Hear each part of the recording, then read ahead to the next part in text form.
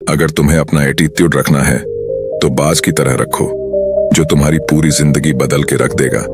आज तुम जानोगे 5 लेसन जो तुम्हें ईगल यानी बाज से सीखना चाहिए। Number 1, eagle fly alone.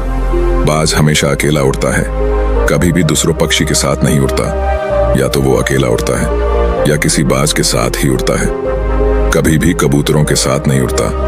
इससे हमें ये सीख मिलती है कि नीच सोच वाले से हमेशा दूर ही रहना चाहिए।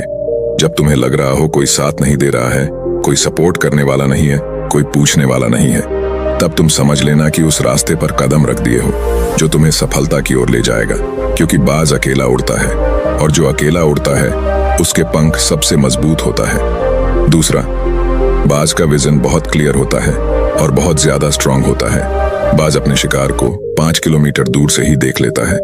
जब उसका शिकार दिख जाता है तब उसके रास्ते में कितनी भी कठिनाई आ जाए उसे वो पाकर ही दम लेता है। इससे हमें यह सीख मिलता है कि अपना लक्ष्य क्लियर रखो, जब तक उसे पा न लो तब तक तुम उससे पीछे मत हटो, चाहे रास्ते में कितनी भी मुश्किलें क्यों ना आए। तीसरा लेसन, बाज कभी मरे हुए जानवर को नहीं खाता है। जब भी शिकार करता है तो जिंदा ही शिकार करता है।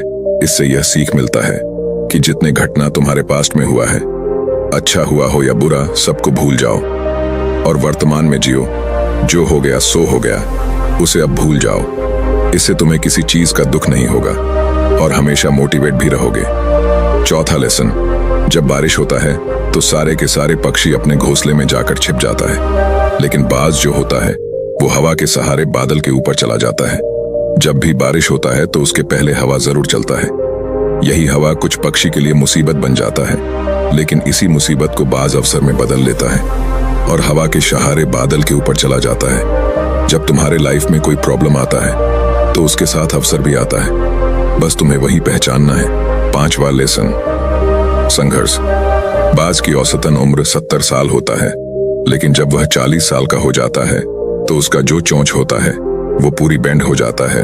जब वो बेंड हो जाता है तो कोई शिकार नहीं कर पाता है और उसके जो पंख होता है वो भी भारी हो जाता है। उसके पास चॉइस होता है मरने का। अब तो उसके चोंच बेंड हो गया, अब किसी का शिकार ही नहीं कर सकता। लेकिन बाज ऐसा नहीं करता है।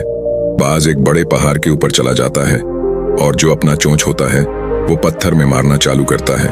बहुत दर्द होता है, ब्लड भी बहने लगता है, लेकिन वो फिर भी मारते रहता है। मार मार कर अपना जो चोंच होता है उसे तोड़ लेता है। इससे ये सीख मिलता है कि जिंदगी में संघर्ष तो करना पड़ेगा, बिना संघर्ष किए ही कोई राजा नहीं बनता। संघर्ष से कभी पीछे मत हटना, क्योंकि यही संघर्ष की कहानी तो एक दिन दुनिया को सुनानी है।